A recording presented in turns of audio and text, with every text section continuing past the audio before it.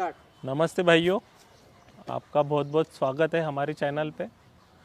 जो आज हम आपको जो वीडियो के बारे में शेयर करने वाले हैं, ये चीज़ें वो बहुत ही काम की चीज़ें हैं जो एक एनिमल लवर को पता होनी चाहिए। जो भी हॉर्स ब्रीडिंग में जो भी लोग काम कर रहे हैं, उन्होंने ये फेस किया होगा या करेंगे आगे चल के, तो ये वीडियो उनके लिए बहुत ही महत्वपूर्ण होने वाली है।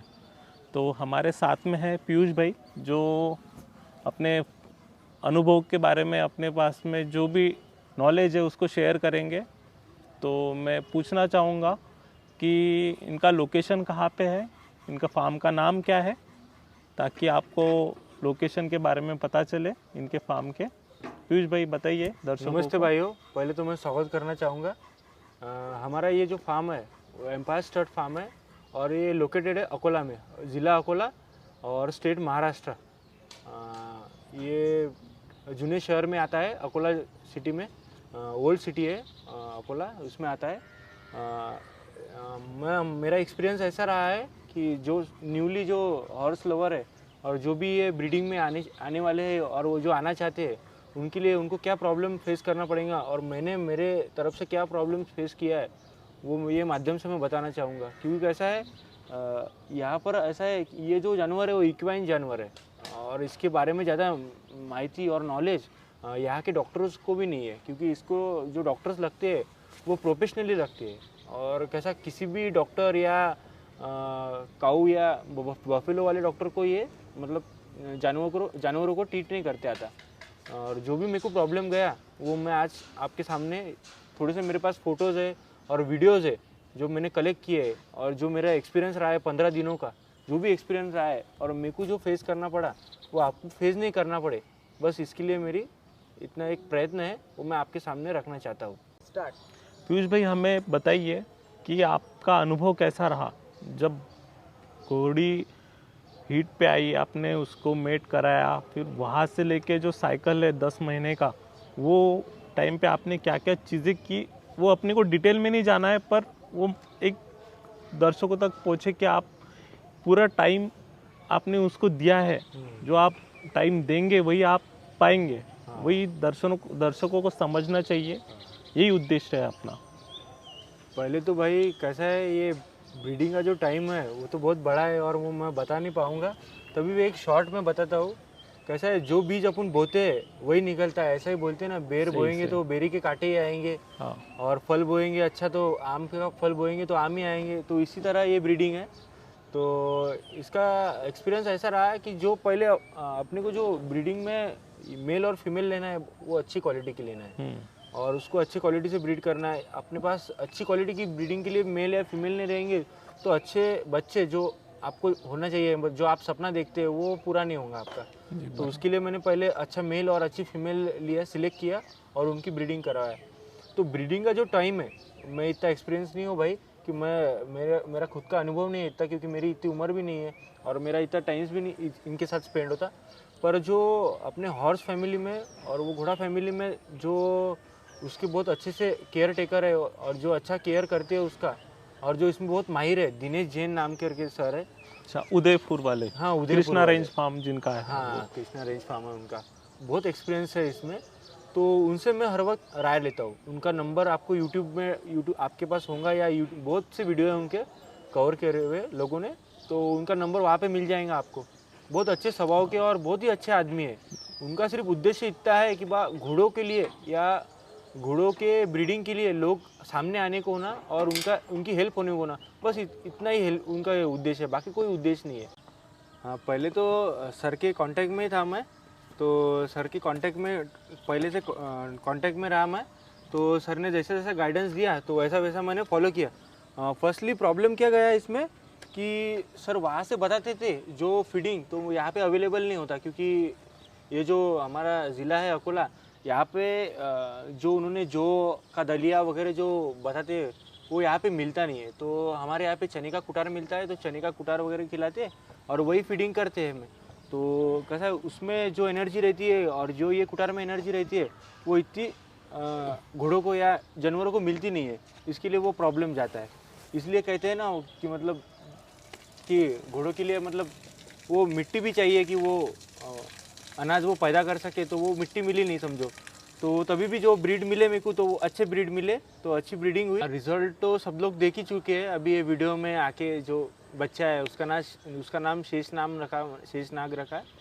वो उसका भी एक हिस्ट्री है, वो मैं बाद में बताऊंगा कि क्यों उसका नाम शेषनाग रखा है।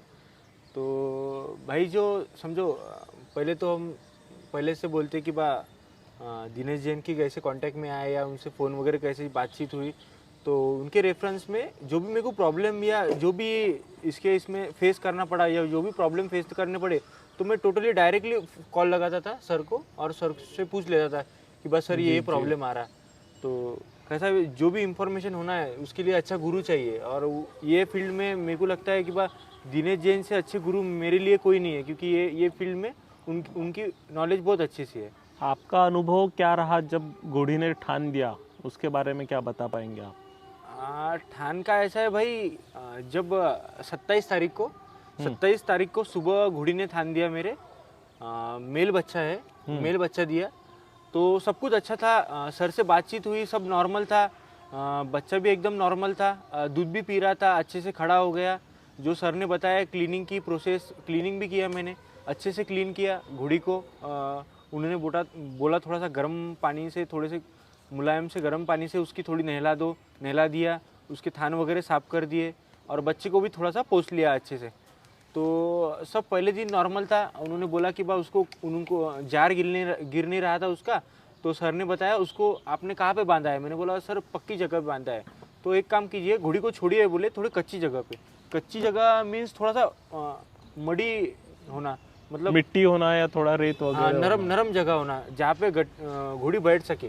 तो मैंने जैसे भी 2-3 घंटे हो गए थे, जार नहीं गिरा, तो मैंने घोड़ी को छोड़ा कच्ची जगह पे, तो 10 मिनट में घोड़ी ने जार गिरा दिया, तो सब नॉर्मल हो गया। मिल्क वगैरह पी रहा था, बच्चा स्ट्रांग था, क्योंकि डेज तो पूरे कंप्लीट कर दिए थे। दिनेश साहब ने जैसा ही बोला मेरे को कि भाई इसको ये खिलाओ या वो खिलाओ, बच्चा बदमाश है, स्ट्रांग है अभी। फिर पहले दिन पूरा अच्छे से चला गया, अच्छे से केयर वगैरह। सेकंड डे सुबह 6 बजे, तो रात भर आपने वैसे ही रखा था बच्चे को कि कैसा, माँ के पास रखा था कि क्या किया था? वो क्या हो गया था भाई, ये अच्छा आपने पूछ लिया मेरे को कि कैसा रखा था, या क्या लोगों को लग रहा होगा कि कैसे रखा, क्या रखा, कि ये पूछ रहे होंगे।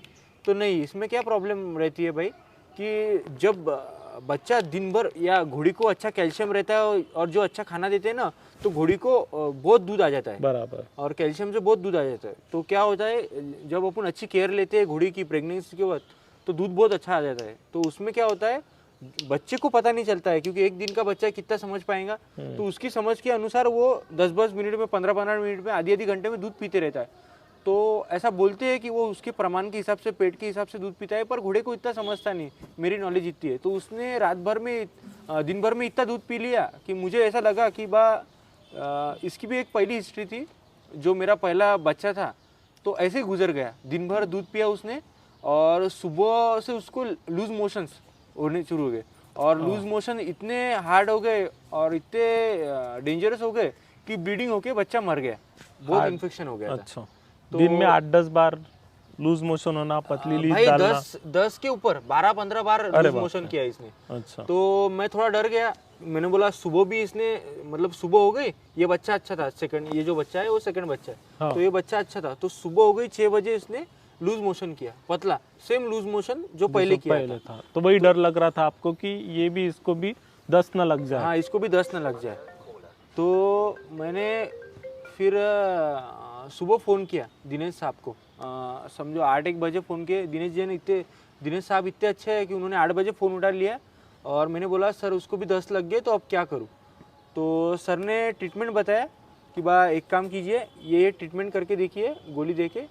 तो वो गोली दिया मैंने उसको, पर वो आया नहीं, कवर नहीं हुआ। अच्छा, तो फिर उनको मैंने डबल से फ़ोटो भेजा कि ये ऐसे ऐसे लग गए। तो उन्होंने बोला मेरे को इसको 10 लग गए, मैं आपको एक डॉक्टर का नंबर देता हूँ, या आपके पास कोई डॉक्टर है क्या वहाँ पे गाँव में? तो मैंने बोला नहीं सर, इतने प्रोफेशनल डॉक्टर नहीं है। तो बोले मैं आपको नंबर देता हूँ, मुंबई के डॉक्टर है, अच्छा, जुल्फिकार सर करके नाम, जो अभी उनका रहना पुणे में, जुल्फिकार सर का। हाँ, पुणे में रहते हैं, और मुंबई के भी रेस कोर्स की प्रैक्टिस करते हैं। हाँ, रेस कोर्स की प्रैक्टिस करते हैं। तो उनके हाथ में जादू है, मैं ऐसा ही मानता हूँ, वो एक जादूगर है। जुल्फिकार सर का एक अनुभव, मतलब 35 से 40 साल का अनुभव है जुल्फिकार सर को घोड़ा लाइन में, बराबर। तो वो इसमें बहुत ही स्पेशलिटी है। हाँ हाँ और जैन सर ने आपको जो नंबर दिया वो बहुत ही अच्छे नंबर, जो आदमी है, हाँ मैं तो उनको ऐसा मानता हूँ, कोई भी वेटनरी डॉक्टर बनने के पहले उसे एक एनिमल लवर होना एकदम जरूरी है, बराबर भैया, एकदम बराबर। ताकि कैसा ये जानवर है जो बोल नहीं सकता, कुछ बता नहीं सकता, इसको दिल लगा के समझना पड़ता है कि इसका दर्द क्या है और इसका इलाज क्या है। एकदम बराबर। और आपने जो बोला कि एकदम, क्योंकि बोल नहीं सकता जानवर, ये भी नहीं बता सकता कि बा उसको पेट में क्या हो रहा है, ये भी नहीं बता सकता कि आज मैं थका हूँ, कुछ भी नहीं बता सकता। तो डॉक्टर ऐसा होना कि बा उसको समझ जाए कि बा इसको क्या।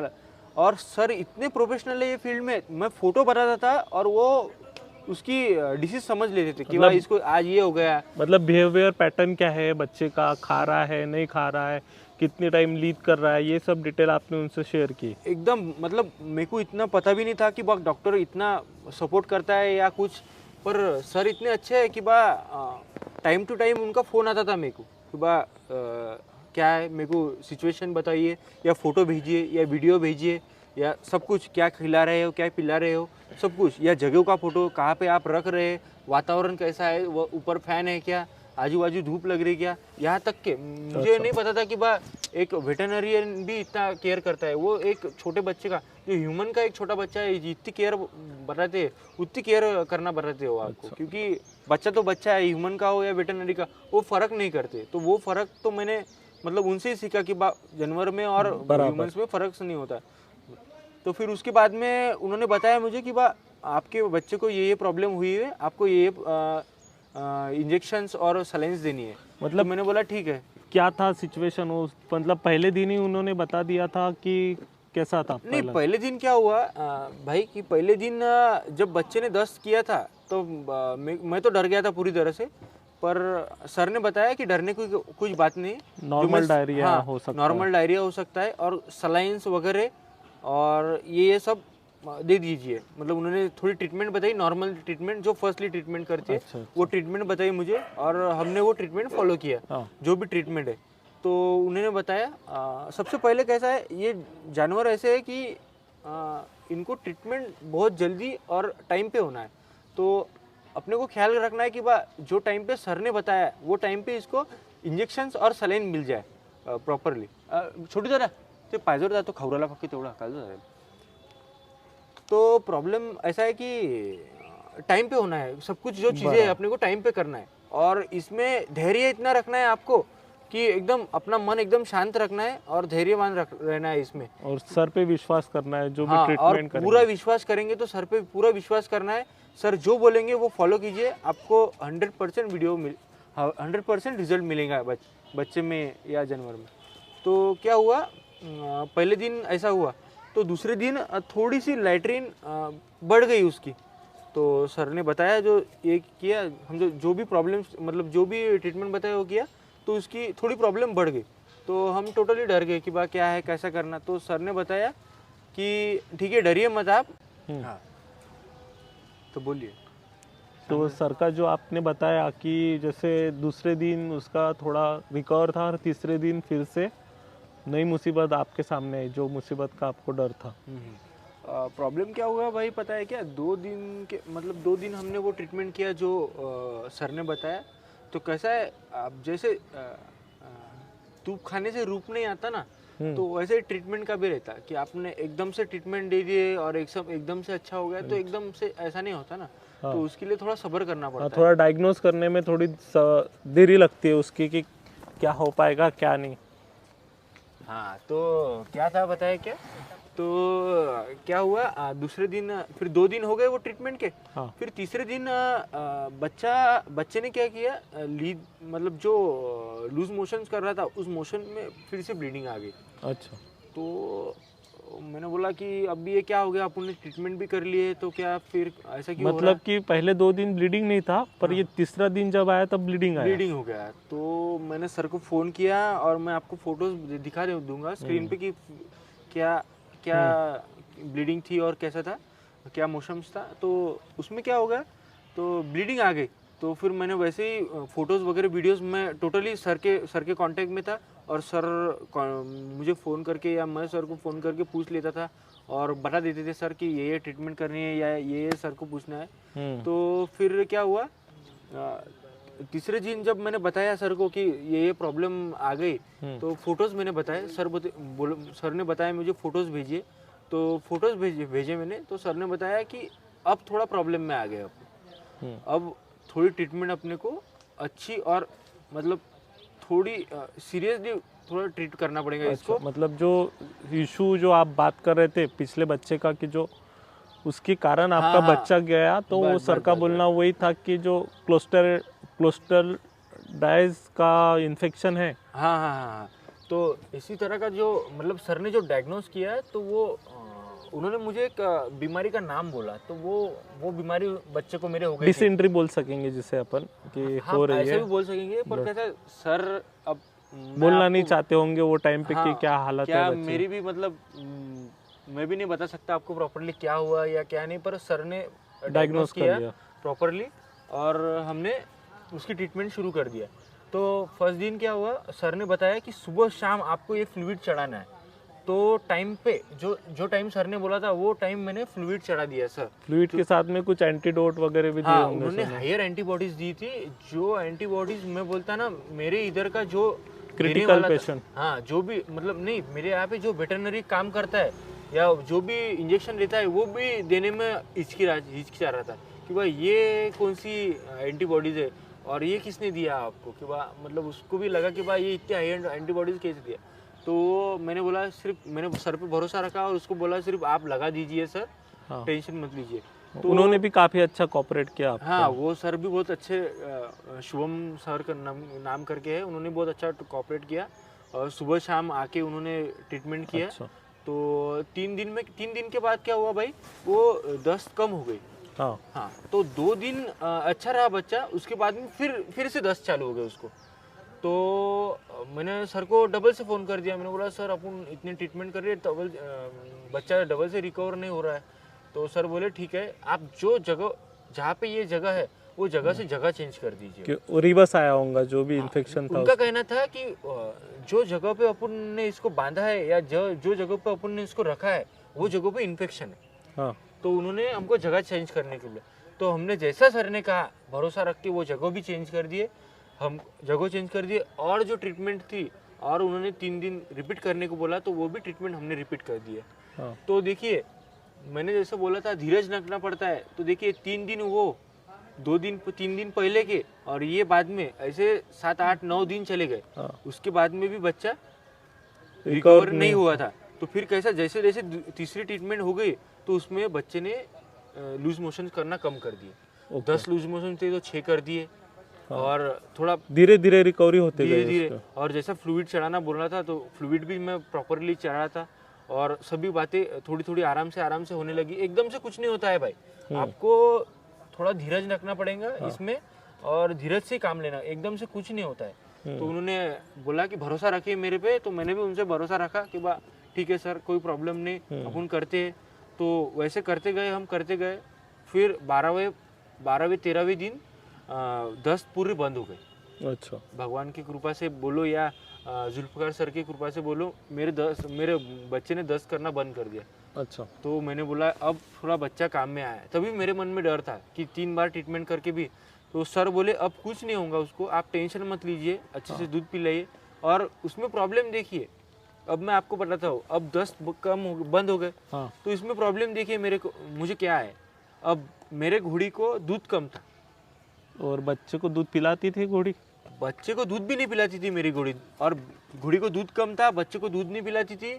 और मैंने आपको बताया नहीं कि ये मैं भूल गया था बताना कि मेरी घोड़ी बच्चा भूल गई थी।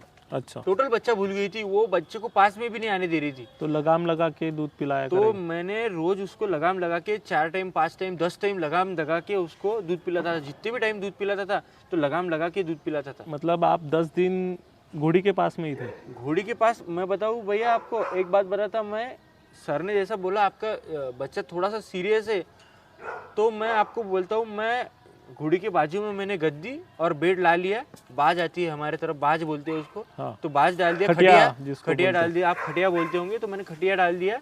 और मैंने मतलब खटिया पे ही सोता था, मैं बाजू में सोता था। मेरे दोस्त थे, मेरे भाई थे, और हम जो सभी वहाँ पे रात में सोते थे और दिन भर सेवा करते थे। ऐसे मैंने 10-15 दिन वहाँ पे ही निकाले भैया। अच्छा। मतलब वहाँ से हिलने का काम नहीं, मतलब वहाँ पे भी खाना, वहाँ पे ही पीना, बाकी बस यही था। फिर उसमें क्या हो गया, घोड़ी बच्चा भूल गई थी, तो 10 दिन उसने बच्चे को वैसे ही लगा। 12 दिन, हाँ। 12 दिन ऐसे ही किया। तो अब मुझे प्रॉब्लम कैसा गया कि वो 12 दिन, जा 1 मिनट थामा पर, तो बेटा तो तोड़ो सबसे पहले मैं धन्यवाद करना चाहूँगा यूट्यूब्स का और यूट्यूबर्स का, जो इतने अच्छे इम्पोर्टेबल और वीडियोस बनाते हैं और हम तक पहुँचाते हैं। जिससे क्या होता है पता है ना भाई कि जो ये इंफॉर्मेशन है हम तक पहुँचने के लिए यूट्यूबर्स का बोलना और वीडियो निकालना बहुत ज़रूरी है, क्योंकि ये यूट्यूबर्स के बदौलत ही ये शौक कायम है लोगों में। हाँ। और ये नॉलेजेबल वीडियो के कारण ही हम जैन सर तक पहुंच पाए, क्योंकि अगर ये यूट्यूबर्स उन तक पहुंचते नहीं थे तो शायद ही कभी हमको जैन सर से कांटेक्ट हो पाता था। हम बैठे इधर महाराष्ट्र विदर्भ रीजन अकोला में और वो बैठे उधर राजस्थान उदयपुर में, तो ये कांटेक्ट हो पाया इन यूट्यूबर के कारण ही। तो हम इनको पहला धन्यवाद देते हैं।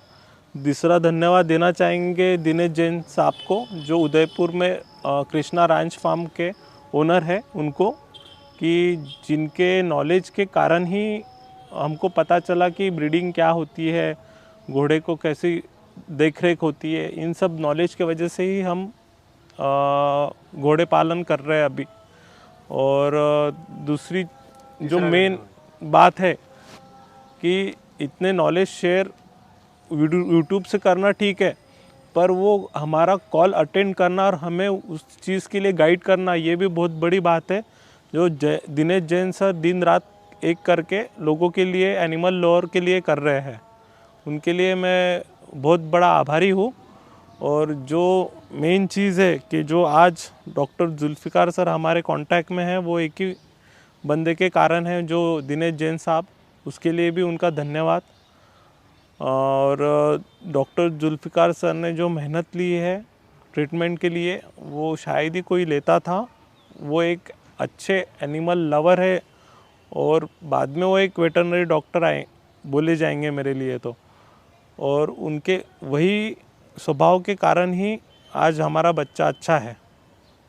आप क्या कहना चाहेंगे इसके बारे में? बस मैं भैया वही थैंक यू करना चाहूँगा, क्योंकि मुझे तो मतलब ये मेरा आखिरी ये था कि मतलब मैं तो सोच रहा था बस ये बच्चा बचा तो मैं ब्रीडिंग करूँगा, इसके बाद नहीं करूँगा। तो मेरा जो भी ये शौक़ है और कायम, वो जो शौक़ कायम है वो सिर्फ जुल्फ़िकार सर के वजह से ही है और दिनेश जैन सर के वजह से। तो उनको बहुत बहुत धन्यवाद करना चाहूँगा। और जो आपने बोला था कि शेषनाग जो नाम रखा है, उसके बारे में बता। तो शेषनाग मतलब भैया जो शेषनाग जो नाम रखा है मैंने, वो ऐसा है कि जो इसका फादर है, तो इसकी फादर की हिस्ट्री ऐसी रही है भैया कि इसने 8-10 जो भी 10 या 15 घोड़े मेट किए होंगी, उसमें से सिर्फ ये लास्ट बच्चा है जो जुल्फ़िकार सर और जैन सर की वजह से बचा है। हाँ। तो इसके लिए, और वो इसका जो बर्थ हुआ था वो श्रावण के महीने में हुआ था, तो श्रावण की वजह से। और जो उसका नाम है शेष मतलब सबसे आखिरी जो बचता है, मतलब जो आखिरी बचता है उसे शेष कहते हैं। हाँ। और नाग ऐसा लिया है कि श्रावण महीने में हुआ था।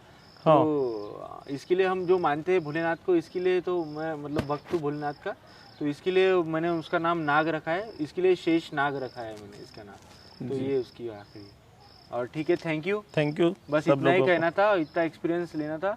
और आपको कभी भी कुछ भी प्रॉब्लम हो तो मैं आपको नंबर देता हूँ जुल्फ़िकार सर का और दिनेश जैन सर का।